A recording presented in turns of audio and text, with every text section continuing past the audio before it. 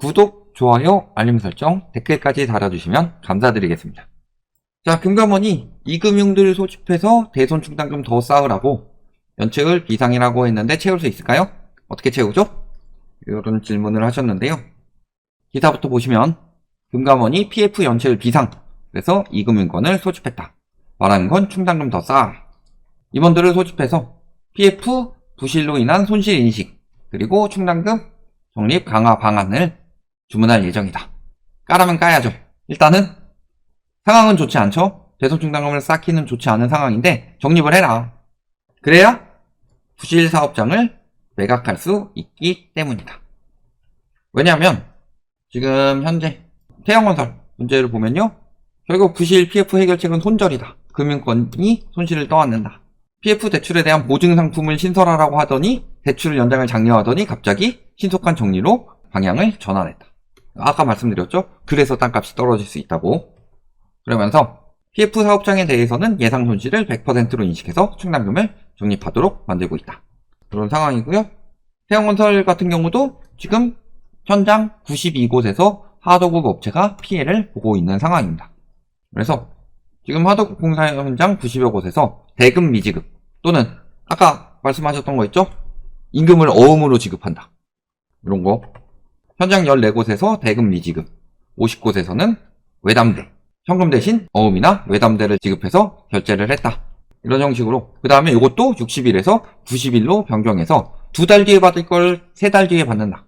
그래서 하청업체 88%가 직간접적 피해를 보고 있는 상황이고요. 여기에 끝난 줄 알았는데 숨겨진 부실 드러날까? 이런 이야기들도 나오고 있습니다. 그래서 보증 채무 이런 것들이 계속 늘어나고 있고. 즉 그러니까 결국에는요, 대손 충당금을 더 쌓는 이유는 뭐예요? 손실이 늘어날 것.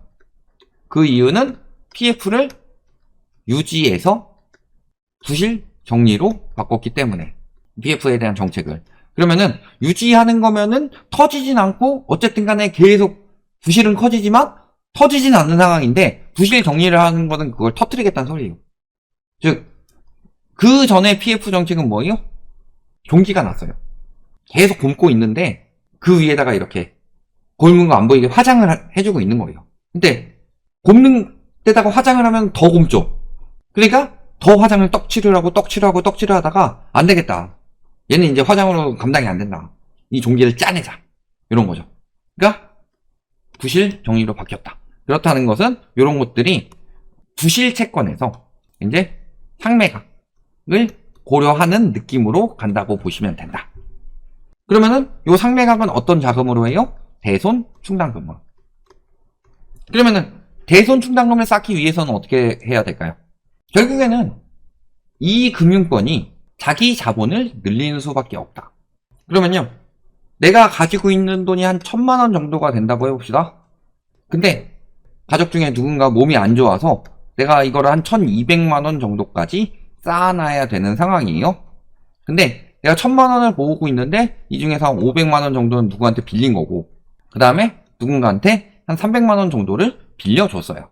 그렇다는 것은 내가 요 1200만 원으로 늘리기 위해서는 현재 가지고 있는 내 돈을, 그러면 누군가한테 200만 원을 더 빌려오는 게 가장 빠른 방법이죠. 근데 요 200만 원을 내가 빌릴 수가 있겠느냐?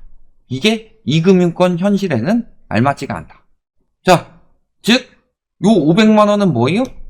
은행에서 빌린 돈이라면 저축 또는 은행채예요. 근데 저축을 늘리기 위해서 가장 유도하기 좋은 방법은 뭘까요? 나한테 더 저축을 해줘. 이거를 가장 유도하기 좋은 방법은 금리를 올리는 방법입니다. 예금 금리를 올려주는 방법이에요. 근데 예금 금리를 올리기가 쉬운 상황이냐?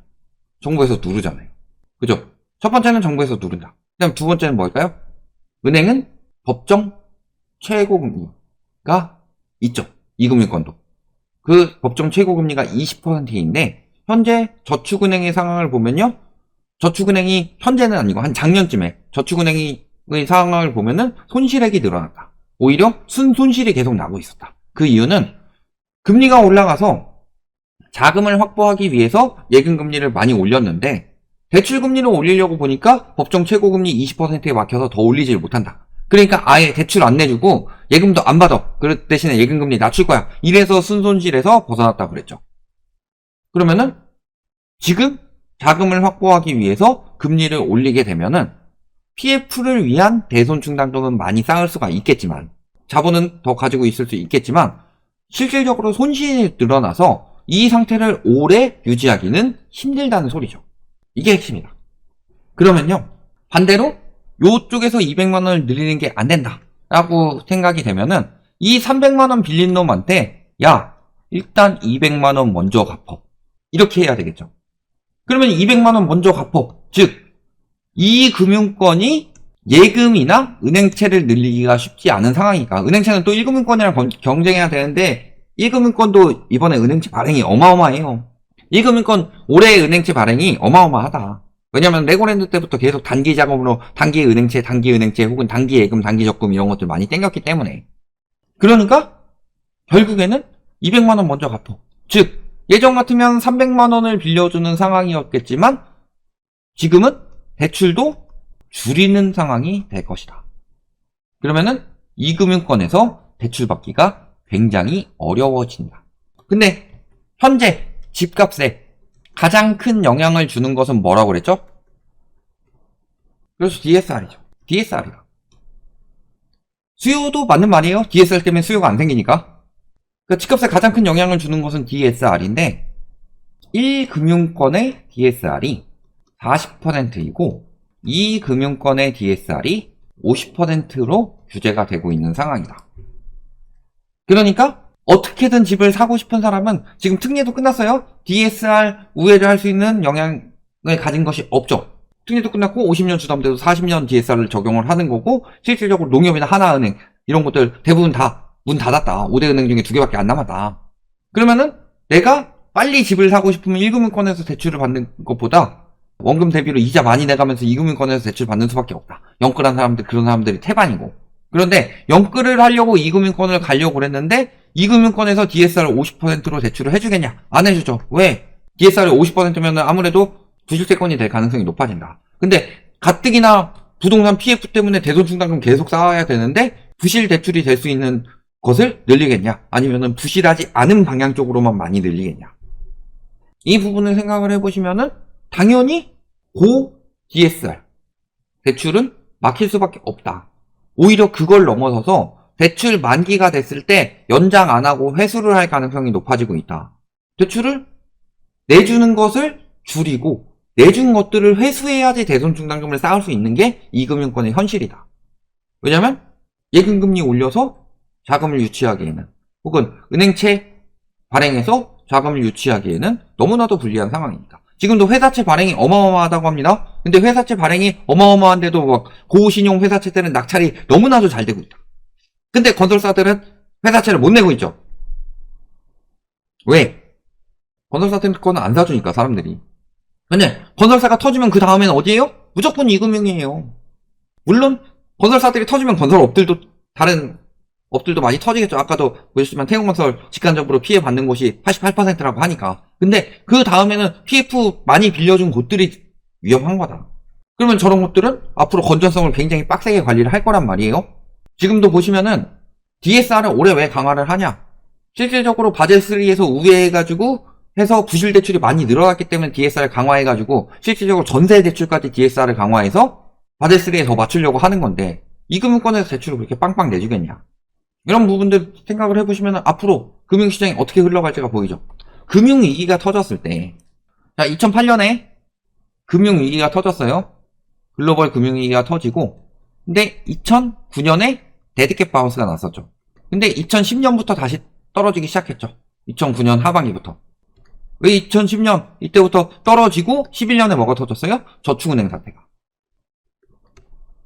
이게요, 이때는 이렇게 흘러갔지만요, 지금 와서 생각을 해봅시다. 지금은 2022년에 떨어지기 시작했고 2023년에 데드캣 바운스와 더불어서 이금융권 PF들이 터지고 있다. 이금융권만 터지는 건 아니겠지만 PF들이 터지면서 이금융권에 영향을 주고 있다.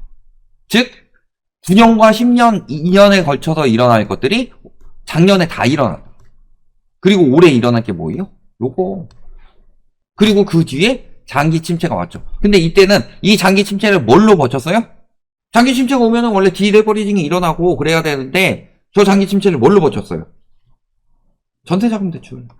부동산 시장을 살리기 위해서 임차인들의 위험을 높여놓은 거죠. 그리고 저 임차인들의 위험을 높여놓은 것을 보장해 주겠다고 여기에다가 억을 통해서 보증보험을 만들었습니다. 그러면은 그 보증보험에 대해서 규제를 확실하게 해야 되는데 너무 추상적이었죠. 그러니까 이걸 이용해서 전세 사기꾼들이 들어온 거죠. 이것 때문에 전세 사기가 일어난 건 아니에요. 가끔 가다가 그런 이야기를 하는데 법망을 피해가는 사기꾼들이 문제인 거지 법이 잘못된 거 아니에요. 법의 취지는 좋았어요. 근데 이런 상황이 된 거고, 그러니까 그때 임차인들의 돈으로 집값 떨어지는 것을 어느 정도 방어를 한 거예요. 근데 지금 전세자금 대출 풀 수 있어요? 전세자금 대출을 강화하고 있어요. 그러니까 이번에는 글로벌 금융위기 때보다 훨씬 더 심각하게 크게 떨어질 수밖에 없다고 이야기를 하는 거다. 이런 부분을 생각을 해보시면은 이금융권 대손충당금 강화가 금융시장에 미치는 영향이 어떻게 진행이 될 것인지, 대출 축소, 대출 중단, 그리고 PF 사업장 정리. 그러면은 PF 사업장 정리가 되면서 동시다발적으로 터지면서 땅값 떨어지고 분양가 떨어지는 영향. 그 다음에 이금융권에서 대출을 중단해 가면서 영끌이 굉장히 힘들어지는 상황. 그리고 그 상황에서 이금융권이 몇 군데가 터지면 저축은행 사태처럼 장기화 될 수 있는 상황. 이런 것들이 동시다발적으로 이루어지는 상황이다. 이렇게 보시면 되겠습니다.